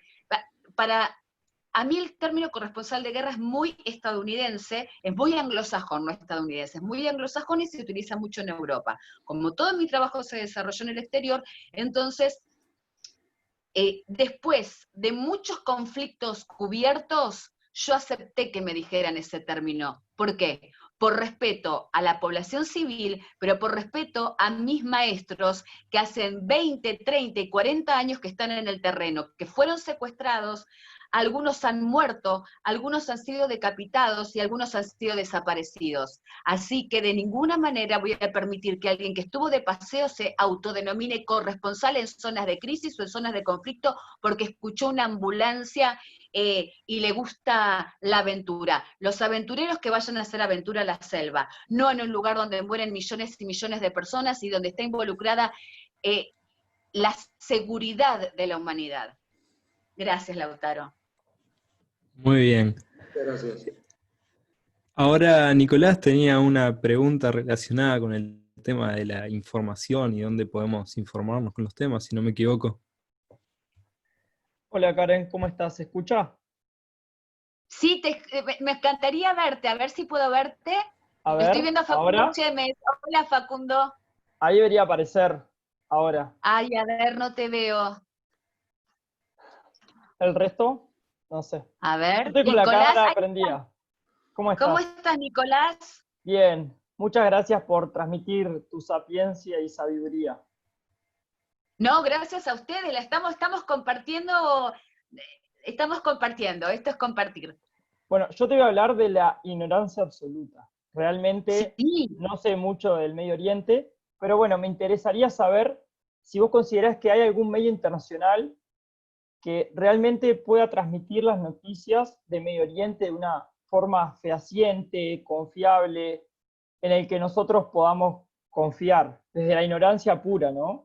Porque en general yo creo que hay mucha desinformación, muchos radicalismos en los medios de comunicación, y eso a los que no somos especialistas nos dificulta el llegar a una verdad, o a aproximarnos al menos. Entonces quería ver de tu punto de vista de trabajar en el lugar, si nos podías aproximar a algún medio que trate la información de forma seria. Esa es la primera pregunta. Si querés, la respondés y después te hago la otra. Está, perfecto. Bueno, Sí. la respuesta sería, como muy buena fuente tendrías a Karen Marón, que es un medio en sí mismo. No, bueno, está bien. Vos si me lo preguntaste, espero que confíes en lo que yo te digo, pero fue muy seria la pregunta. Mirá, Sí. igual yo me pongo como fuente, ¿eh? ¿Por qué? Vale. Mirá, porque ahora vamos a hablar de esto. Todos los medios, por eso se dice, se habla de la libertad de expresión, de la libertad de prensa, ¿sí? Y algunos dicen libertad de prensa, libertad de empresa. ¿Por qué? Porque todos los medios responden o a intereses económicos, hay que ver quiénes son los dueños, es muy interesante ver quién es el dueño de ese medio, a intereses políticos, a intereses de poder, porque en los últimos tiempos el poder económico, que no tenía nada que ver con el periodismo ni con la prensa, fue adquiriendo los medios de comunicación para influenciar a las sociedades, para influenciar a las masas. Puede ser hasta un grupo de poder que tenga que ver, es un invento en este momento, con la alimentación. Entonces, por lo tanto, o con la tecnología. Entonces, por lo tanto, las noticias van a estar encuadradas llevándote a que consumas determinadas cuestiones en tecnología, aunque te esté hablando de política, hayan entrevistado a un político o están hablando de, no sé, un conflicto en Medio Oriente, pero lo van a mechar o insertar de tal manera que van a hacer una especie de propaganda velada a partir de sus intereses. Nunca voy a olvidar, y ya te respondo, pero esta es la respuesta, se va armando, ¿sí? ¿La vas viendo, Nicolás, cómo se va armando? Porque para algunos grupos de poder, comprar un diario o una radio o una televisión era como uno podía comprar una zapatería, una verdulería, una carnicería. Tiene un objetivo concreto, invierten millones, pero con un objetivo en especial, político, poder económico. Recuerdo, como anécdota, para mechar, Libia. Año 2011, llega una compañera mía desde España, una corresponsal. Llega, la estoy esperando, yo hacía tiempo que estaba haciendo la cobertura y me dice, en este momento somos todos rebeldes y revolucionarios. Ajá. Trabajaba para un diario de derecha. O sea, bueno, no, como que no coordinaba ante lo que me estaba diciendo. Claro que coordinaba perfectamente. Cuando ves la historia, ese diario le había dado la orden a esa periodista de apoyar a los revolucionarios porque claramente tenía información muy selectiva y muy confidencial de que ya se habían firmado esos precontratos petroleros que iban a beneficiar a España, Inglaterra, Francia e Italia. Mirá qué interesante. Lo que pasa que a mí me espantó, porque yo lo hacía por una razón, que después reconocí el engaño que se había vivido, pero a ella le habían dado la orden. Pero el medio le había dado la orden porque tenía esa información confidencial, que después se manifiesta en la práctica. Entonces, no voy a recomendarte ningún medio. Lo que voy a recomendarte es que apeles a tu inteligencia racional, a tu inteligencia emocional, a tu sabiduría y a muchas, muchas horas de estar investigando y estudiando. Porque lo que vas a hacer es, o lo que podés hacer es, tomo este medio que es contrario, que me está diciendo exactamente lo contrario. ¿Cómo puede ser que me diga exactamente lo contrario? Veo algún medio alternativo que sea serio o más o menos serio, y yo creo, como reitero, y creo que es la tercera vez que lo digo en esta oportunidad, creo en la inteligencia de los seres humanos y creo en todos los que están ahí, porque si no, no estarían. Si no, estarían haciendo cualquier otra cosa y no en una videoconferencia. Están invirtiendo su tiempo para ustedes, como yo les estoy invirtiendo mi tiempo, para ustedes y para mí, porque para mí es muy importante saber lo que es lo que ustedes piensan, porque esto es un feedback, es un ida y vuelta. Es un estado de cooperación permanente. Que si el mundo fuera así, las cosas serían diferentes. Pero, reflexión muy personal, te va a implicar mucho trabajo, que es lo que hago yo, pero te entiendo porque te entiendo perfectamente. Era lo que me pasaba como estudiante y es lo que me sigue pasando como profesional. Porque no puede, un hecho está bien, cada persona ve desde su perspectiva, desde sus creencias y desde sus condicionamientos, un hecho desde muchas diferentes maneras. Pero algunas cosas, si yo te digo que este vaso es negro, ¿es negro? ¿Alguien lo está viendo negro este vaso? No, si yo te digo que este vaso es negro y esta agua es roja, claramente te estoy mintiendo. Te estoy manipulando, estoy desinformándote y estoy tratando de dominar tu mente. Por lo tanto, vamos a tener que agarrar este vaso, que es, generalmente lo vamos a ver todo transparente, con un agua transparente, con una base color cobre dorado. Algunos por la cámara van a ver quizás diferente algunos colores, pero básicamente es algo parecido. Y voy a tomar un poquito de agua. Pero si yo te digo que este vaso es negro, o que es verde, o que es azul y es amarillo, con una base color, no sé, rosa, la mentira es absoluta. Entonces, lo que tenemos que hacer es trabajar muchísimo.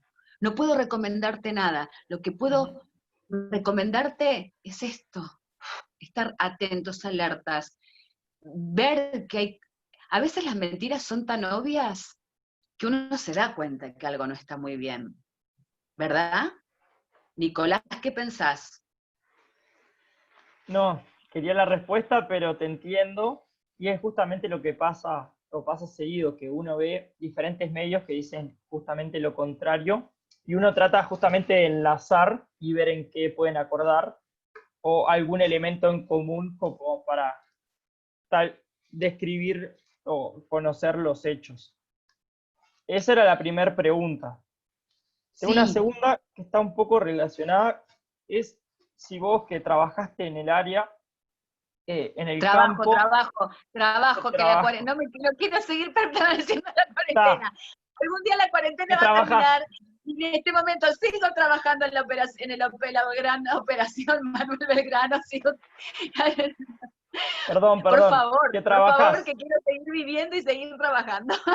¿Qué trabajás? Si ves a futuro alguna posibilidad de lograr cierta estabilidad en Medio Oriente. No me gusta generalizar, pero me refiero, no sé, a Siria, Yemen, Israel, porque vemos muchos intereses en juego, muchos países en el medio, y que generalmente las diferencias se resuelven por el conflicto armado. Hay muchas armas. No vemos mucho desde el desconocimiento como diálogo en pos de resolver los conflictos, sino que al haber tantos intereses, petróleo, dinero, grupos armados, se tiende a resolver los diferendos de la forma menos pacífica.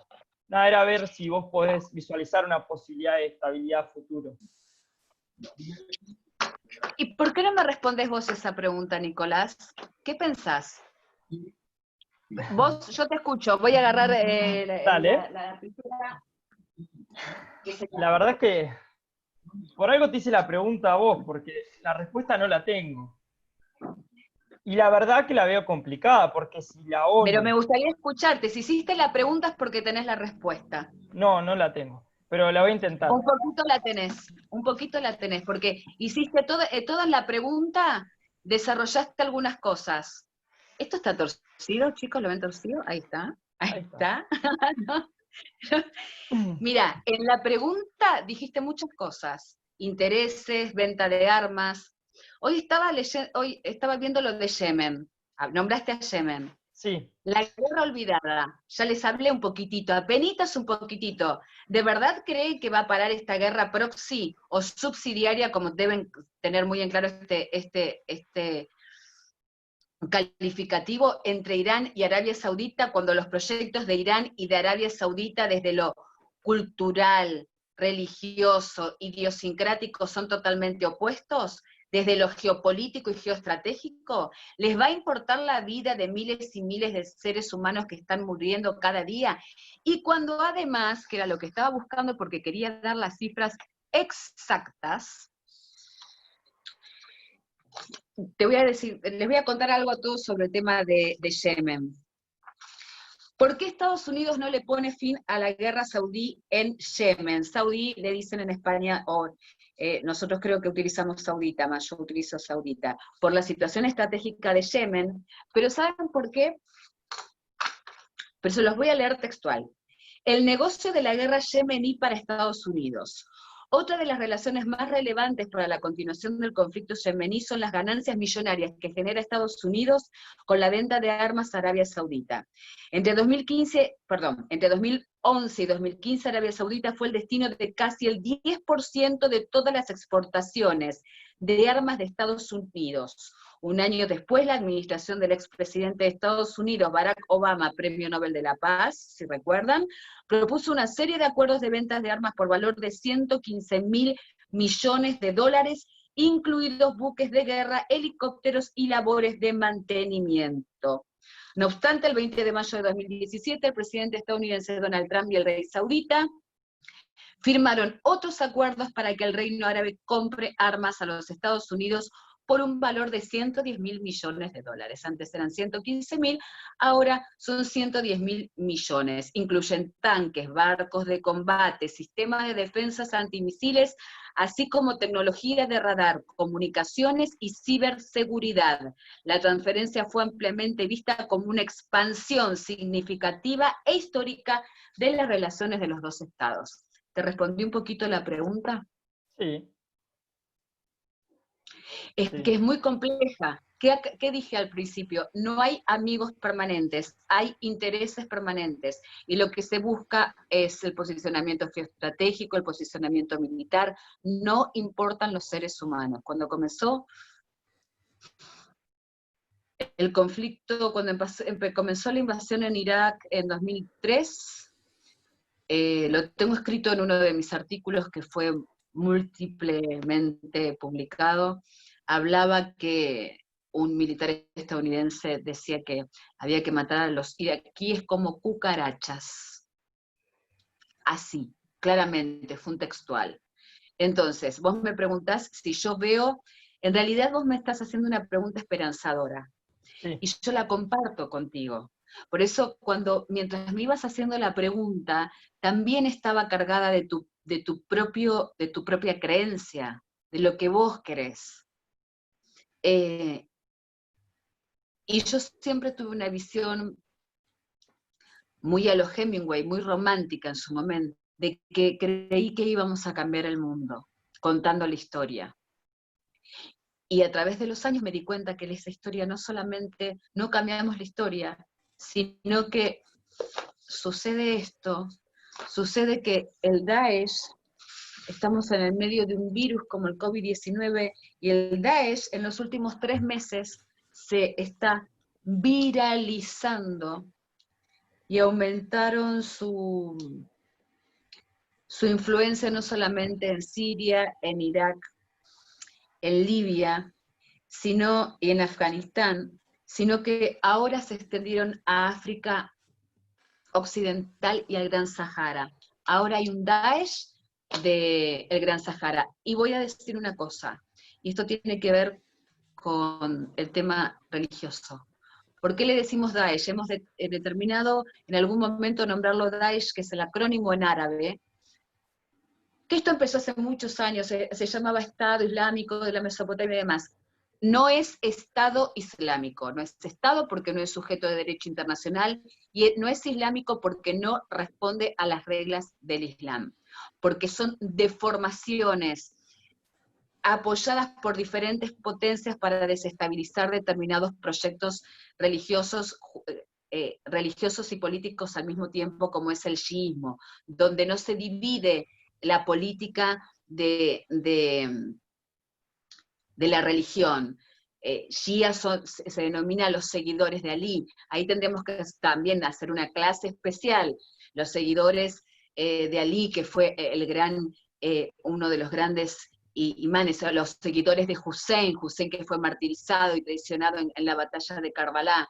Entonces, los chiitas tienen un proyecto totalmente diferente a los sunitas, ni mejor ni peor. No nos corresponde a nosotros juzgar una situación así. Lo que sí vamos, por una cuestión de naturaleza humana y de seguridad humana, a estar en contra de las deformaciones. O sea, Estado no es, islámico no es. Nunca nombremos Estado Islámico, más aún siendo profesionales. No le demos una entidad que no corresponde desde lo académico. Pero después el nivel de deformaciones del wahabismo, del takfirismo y del salafismo, eso tendríamos que tratarlo muy específicamente, y eso será en otra oportunidad. Y eso es terrorismo puro. Y el accionar es terrorismo. Y Daesh es terrorismo. Porque no solamente asesinan todo lo que ellos consideran que no es lo que tiene que ser, sino que asesinan a los propios musulmanes, y eso hay que tenerlo en cuenta. Todo lo que no está bajo su interpretación totalmente aberrante, disonante, de un nivel de crueldad, no tiene nada que ver con el Islam. Entonces, te acabo de dar una nueva información, lo que sucede en Yemen, ¿por qué no para la guerra en Yemen? ¿Cómo está creciendo el Daesh mientras el COVID-19? Y cómo se ha determinado también en el día de hoy, pero esto lo vengo siguiendo hace tiempo, en los campos de refugiados en Siria, por ejemplo, no está llegando ni el alimento ni la medicación, por ejemplo, en el campo de refugiados de Rubkan. Entonces, ¿qué respuesta puedo darte ante esto? Si yo creí que el COVID-19 iba a parar de alguna manera esta locura, la oscuridad en algunos seres humanos es tan grande que aprovecharon esta distracción o el que nos focalizáramos en algo, por eso cuidado con el control de masas, acuérdense, en control de masas, ingeniería social, para fortalecerse, reconstruirse, seguir lastimando a otros seres humanos, seguir planificando y operando militarmente y realizando ataques y operaciones absolutamente siniestras. Lamento no darte buenas noticias. No por ahora, Nicolás. A mí me hubiese encantado decirte otra cosa. Y lo pensé hace unos 3 meses y medio y me equivoqué. Lamento, hasta que los seres humanos, como también cuando me decían que con el COVID-19 iba a haber 8.000 millones de personas reflexionando y que íbamos a ser más buenos y más generosos y más solidarios. Claro, hubiera sido un estado muy interesante de evolución humana, pero si uno no está preparado, no ha hecho una reflexión y un trabajo y una transmutación y una transformación anterior, es imposible que se produzca, no es imposible, es posible de que haya transmutaciones inmediatas en la evolución de un ser humano. Pero esto es como dijo Carl Jung, hay luz y oscuridad en nuestro ser, y va a depender de cada uno de nosotros qué es lo que impere más a través de nuestro trabajo espiritual y emocional y psicológico, si la luz o la oscuridad. Y estamos en un momento bastante particular en el mundo, donde los que, voy a utilizar términos infantiles, los que son malos se van a volver más malos, porque van a ser más egoístas. Es aquel donde había 10 botellas de alcohol y se llevó las 10 botellas de alcohol. El que está vacío va a aferrarse más a ese egoísmo, y a eso que lo moviliza, a esa maldad, a esa falta de solidaridad y de cooperación. Y otros estarán en otro estadio donde sí habrá solidaridad, empatía, colaboración y demás. Pero me parece que es un tema para otro seminario, pero más o menos tiene que ver con lo que sucede en el mundo. Pero bueno, quizás pueda parecer poco académico, pero sí creo que es humano, porque son las transformaciones psicológicas. Si no hablamos de la psicología de los seres humanos y de las emociones, entonces, y somos seres holísticos, no podemos hablar de la razón. Listo. Muy bien. Tenemos 2 preguntas más. Una es de Valentina, que escribe: estoy en el trabajo y no puedo utilizar mi micrófono, pero mi pregunta era si podía recomendar autores para empezar a introducirnos en la realidad de los países árabes como Irak, Líbano, etcétera, para entender los contextos de la región. Después voy a mandar una lista para todos, para ser muy específica en la forma de escritura. Ahora les voy a recomendar a un comandante que se llama Pedro Baños, es un coronel español, se los recomiendo. ¿Cómo se domina el mundo? Hay un libro de él. Exactamente. El dominio mundial se los recomiendo porque salió hace muy poco y es muy interesante. Son 2 libros, así que me parece que es como para empezar, es interesante porque además recorre diferentes regiones, recorre diferentes países, y le da alguna terminología bastante específica. Y es sencillo de leer, así que como una primera recomendación sencilla, porque si no, está como complicada la lista, pero bueno, puedo llegar a hacerla en algún momento, pero con muchísimo gusto. Pero le recomendaría a Pedro Baños, y no sé en dónde está, ¿cómo era el nombre de la niña? Valentina. Valentina. Bueno, Valentina, muchas gracias por la pregunta. No sé si está en Uruguay, quizás lleguen libros a Uruguay, yo los compro generalmente en el exterior, de Argentina, no en Argentina, porque hay muchísimo material, y hay muchísimo material en inglés, y hay mucho material que compro directamente en España. Pero me parece interesante, si alguien lo leyó, El dominio mundial, si alguien lo leyó se lo puede recomendar. Yo creo que tanto el primer tomo como el segundo le puede dar un panorama general primigenio para que no se complique. No sé si, porque creo, no sé, Juan Cruz, si vos lo nombraste o quién lo nombró, si alguien lo leyó o vio un poquitito, para empezar está muy bien. Sí, yo lo conseguí hace muy poco en PDF, todavía no pude leerlo, pero en breve es más, si puedo llegar a pasárselos a alguno después por PDF, Claro, me claro, escribe y se lo paso. Escríbanme en la claro, página del Planeta Político y vemos cómo hacemos. Bien, exactamente, eh, se los recomiendo. bien. Facundo Chemes tiene una pregunta, le habilito el micrófono.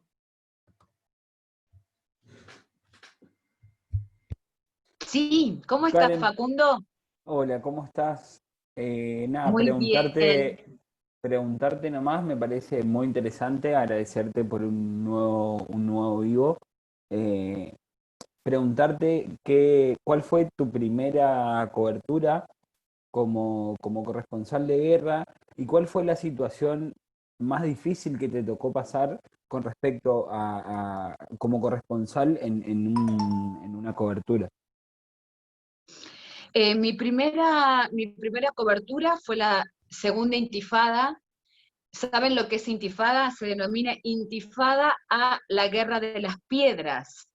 La segunda intifada es las piedras de los palestinos en lo que era Cisjordania, en ese momento, en el año 2000, era el año del jubileo, fue muy particular, ¿por qué? Porque era el año del jubileo, los 2000 años del nacimiento de Jesús, Belén, donde nació Jesús, había invertido, que pertenece a Palestina, había invertido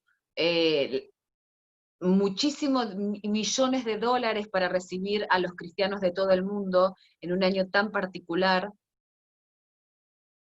con todo lo que significa el respeto hacia la fe de los diferentes seres humanos, crea uno o no, yo soy absolutamente respetuosa de todas las religiones, que por supuesto hagan bien a las otras personas y crean en la luz, y era muy importante.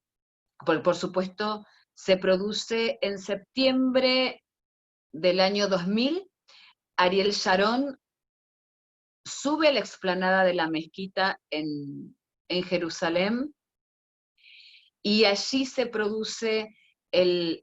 inicia lo que se denomina la segunda intifada, la segunda guerra de las piedras. Son piedras contra la última tecnología militar israelí.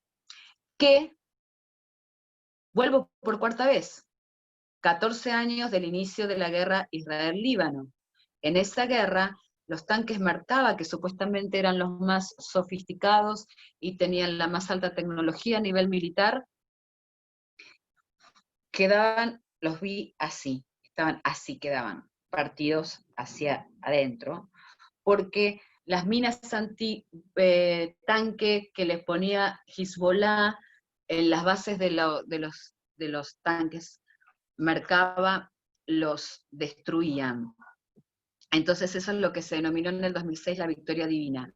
Vuelvo al 2000, esa fue mi primera cobertura y fue muy impactante porque estaba en Belén, éramos periodistas, más periodistas claro, es que no podían ingresar nadie porque había un cerco militar israelí y los cristianos no podían ingresar. Y sí estábamos los periodistas acreditados, yo era muy, muy, muy, muy chica, pero todavía claramente no había terminado mi carrera, pero lo que sucede dentro de la denominada Iglesia de la Natividad es que aparece Yasser Arafat, el líder de la Organización para la Liberación de Palestina, un personaje clave dentro de la historia del siglo XX. Levanto mi cámara de fotos, quiero sacarle una foto, y mi primera entrevista en una zona de conflicto, que voy a ser absolutamente honesta. Estaban todos los grandes periodistas atrás esperándolo. A la salida estuvo reunido con el patriarca de Belén, sale por un pasillo, por un camino determinado que nos dijeron con anticipación por dónde iba a salir, y yo estaba agachada con un grabador permitiendo que los grandes corresponsales realizaran la entrevista. Esa fue Facundo, mi primera experiencia como corresponsal. Estar con Yasser Arafat durante la segunda intifada. Él regresaba de Amán, la capital de Jordania, hacía 3 meses que estaba y fue directamente a Belén. Se reúne, reitero nuevamente, con el patriarca de Belén, y recuerdo que en ese momento hubo una manifestación política del patriarca de Belén muy impactante, dio la misa en varios idiomas, donde apoyó específicamente lo que se denomina la causa palestina. Así que, wow, qué debut, ¿no? Sí, así empecé. Muchas gracias, Facundo. Me ibas a hacer otra pregunta, creo. ¿O me la hiciste? La situación más difícil que te pasó como mujer en un contexto de guerra, en un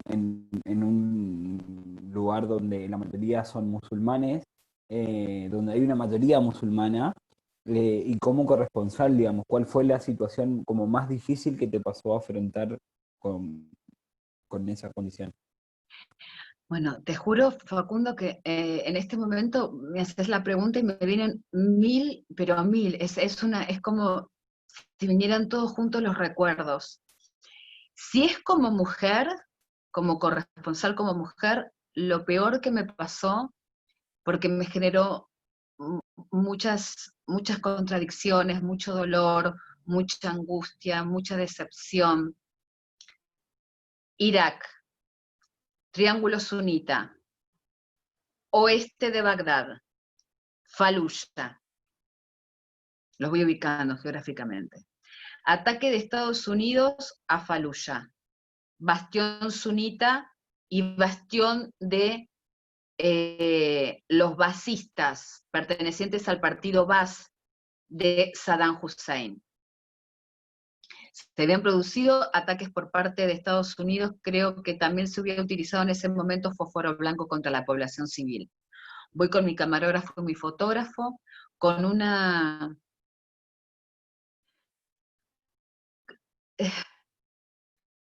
Y voy a utilizar la inocencia porque es lo que me salió y es lo que siento en este momento, con una gran inocencia para contar la historia de las víctimas, de la población civil, de las mujeres, los hombres, los niños. Hay un checkpoint, o sea, un puesto de control del ejército estadounidense, unos metros, y hay toda una manifestación de hombres. Yo estaba vestida con la hijab, que es el velo que cubre mi cabeza y el escote, la baya que cubre mi cuerpo, tenía guantes, inclusive, como me tocó en muchas oportunidades, o utilizar chador y muchas otras cosas más de las que hablamos en otro momento. Y voy con el camarógrafo, con el fotógrafo, y sumamente tapada, y quiero contactarme con el que identificamos que era el líder, el líder que estaba de la manifestación, que era un señor, un adulto mayor, o sea, que tenía como la representación de jefe tribal. Cuando quiero hacer, entre el disturbio, entonces queda el fotógrafo por un lado, el camarógrafo por el otro, y en otro momento yo sola, y ahí lo que sentí, empezaron a violentar mi cuerpo, por muchas razones diferentes, por muchas creencias que ellos tienen con respecto a las mujeres occidentales y cristianas, que por supuesto no lo hace todo el mundo. También esto me ha sucedido cubriendo países en Latinoamérica, que te falten el respeto, te violenten, te violen, en este caso no es así, pero quiero decir, la violencia contra la mujer no tiene que ver ni con religiones, ni idiosincrasias, ni creencias, tiene que ver con la calidad de cada uno de esos seres humanos, que pueden ser hombres o mujeres, porque las mujeres también pueden hacer cosas terribles. Entonces no lo voy a diferenciar por género, lo cuento porque este es un hecho específico que sucedió con estos hombres, pero no lo voy a dividir entre hombres y mujeres, porque hay hombres, soy la hija de un hombre, así que hay hombres que tienen un corazón inmenso y que me han enseñado a ser súper humana y súper humanitaria y súper amorosa y súper empática, y hay otras personas que son mujeres y que pueden tener una visión además hasta absolutamente belicista con respecto a la guerra o a otras situaciones de la vida. Estoy contando esta historia porque sucedió esta historia en particular. Y estoy contando en ese lugar en particular porque estaba haciendo la cobertura, pero podía ser en cualquier lugar del mundo, cualquier género y cualquier lugar del mundo, y cualquier religión, y cualquier cultura y cualquier idiosincrasia, que quede muy claro lo que estoy diciendo. Estoy contando el hecho en particular, no tiene ninguna carga, ni ideológica, ni de creencia, ni de condicionamiento. Entonces, avanzan sobre mi persona, y lo fuerte para mí fue que yo iba con un grado de inocencia de contar la historia, de contar lo que sucedía con esa población, de denunciar la violación a los derechos humanos, de denunciar la violación al derecho internacional humanitario, y lo que hicieron fue aprovecharse de mí por sus creencias. Entonces, hago contacto visual con el fotógrafo que quería, miren la situación tan compleja, quería defenderme, pero era imposible, lo iban a matar, lo iban a linchar. Entonces, voy caminando, voy saliendo de la situación, llego a hablar con el chofer, un maravilloso chofer chiita, iraquí chiita, que me pidió perdón por lo que estaba sucediendo, por lo que le conté, por lo que había sucedido, me pidió disculpas, por todo lo que había sucedido y por parte de todos. Y después ese señor, ese adulto mayor que era el jefe tribal y había visto algo, le comunicó a mi fotógrafo que también me pedía disculpas. Cuando llego al hotel, lo que decido, siento mucho asco y mucha desilusión es la palabra. Y dije, me voy, no cubro más. Hablé con alguien que me dio sugerencias, consejos, tuve una escucha activa, tuve mucha ternura, mucha protección, mucho cariño, y pude entender ciertos aspectos de ciertas idiosincrasias, y por eso lo dije, que no lo iba a personalizar ni en culturas, ni idiosincrasias, ni en religiones. Y lo que decidí en ese momento es ser más fuerte, y tener más fortaleza, y saber que mi espíritu estaba sobre mi mente y mi mente sobre mi cuerpo, y que esas personas en particular no iban a desviarme de mi camino, ni de mi misión, ni de lo que yo quería hacer, ni de concretar mis sueños, ni seguir haciendo mi actividad laboral, porque esos eran algunos, no eran todos, y algunos son algunos nada más. Y los algunos no nos tienen que condicionar. Algunos pueden llegar a ser nada en algún momento. Si yo me hubiera quedado pegada a esa experiencia, me hubiera ido de Irak en el 2004. Pero estamos en el 2020 y sigo estando donde estoy y haciendo lo que sigo haciendo. Esto no es algo que yo quiero decir para mí, me lo estoy diciendo a mí, se lo estoy diciendo a ustedes. No dejen que uno, dos o algunos no les permitan cumplir sus sueños, sea el que sea. Bueno, perfecto, y son cosas Gracias totales. Gracias, como habíamos Facundo, muchas hablado gracias por en la el pregunta. podcast, como habíamos hablado en el podcast, que son hechos que a veces nos chocan y quedamos sin Me palabras a hiciste veces. emocionar, Facundo. Me hizo emocionar, Facundo. Además veo cómo está. Y yo siento, lo estoy diciendo muy duro, Juan Cruz, pero siento mucho dolor en el corazón. Lo que pasa que he decidido que hoy iba a ser, y no iba a dejar que mis emociones fluyeran lo menos posible, pero estoy tratando de ser dura para que no fluyan, para que no salgan las emociones. Pero Es nada. entendible, es muy entendible. Y bueno, si les parece, por acá redondeamos ya la actividad con esto que a veces nos deja medio sin palabras. Y discúlpenme. Y bueno, muchas gracias, Karen, por haber participado. Muchas gracias a todos por sus preguntas y por haberles escuchado.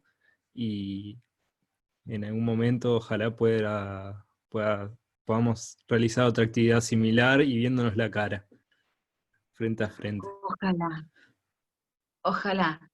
Espero que muy pronto nos veamos todos, y que podamos volver a compartir. y que estemos fuertes y sanos. Pero ahora es tiempo de reflexionar y de observar. Observen mucho todo lo que está pasando. Y deseo que se cuiden y deseo verlos a todos y a cada uno de los que participaron personalmente. Me encantaría. No quiero llamar a nadie como me pasa en Libia y no saber dónde está. Quiero volver a reencontrarme con aquellos jóvenes que fueron parte de mi vida, con aquellos adultos mayores, y que todos estén bien. Eso es lo que les deseo. Que todos estén cada día más sanos y más fuertes, y con los ojos cada vez más abiertos. Y ojalá todos los velos se puedan correr para que estén más informados y sean más libres, porque va a depender solamente de ustedes. Bueno, muchísimas gracias. Espero que a todos les haya gustado la actividad y nos vemos en otra instancia. Gracias, Karen. Hasta luego. Gracias. Los saludo a todos. Gracias. Nos vemos.